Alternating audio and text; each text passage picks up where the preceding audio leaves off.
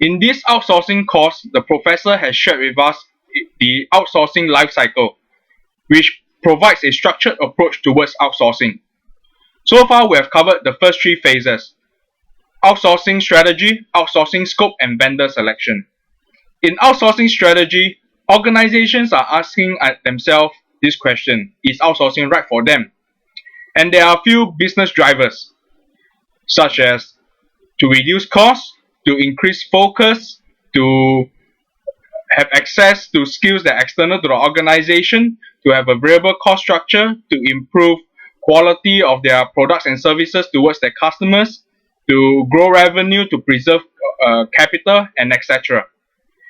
Organizations also need to do operational and strategic assessment towards outsourcing in order to decide if outsourcing is right for them.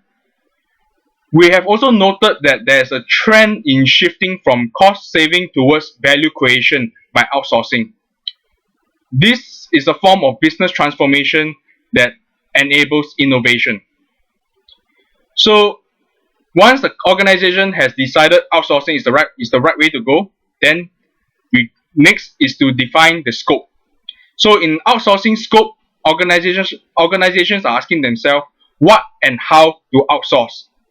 So first they need to identify what is the objective that they are trying to achieve.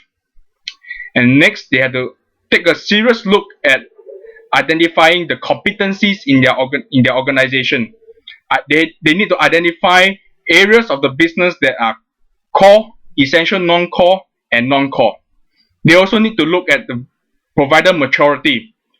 Who are the providers out there in the market and what can they do? So once they have identified the scope that they want to outsource, next they are ready to select the vendor.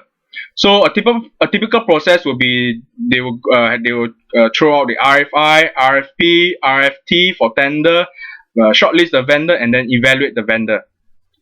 There are a few vendor configuration models that they can consider, such as sole provider, prime provider, best of breed, or panel.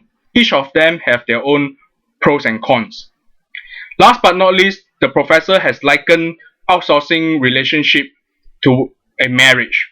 So in order for a marriage, and in this case outsourcing relationship to be a success, both parties need to be right for each other.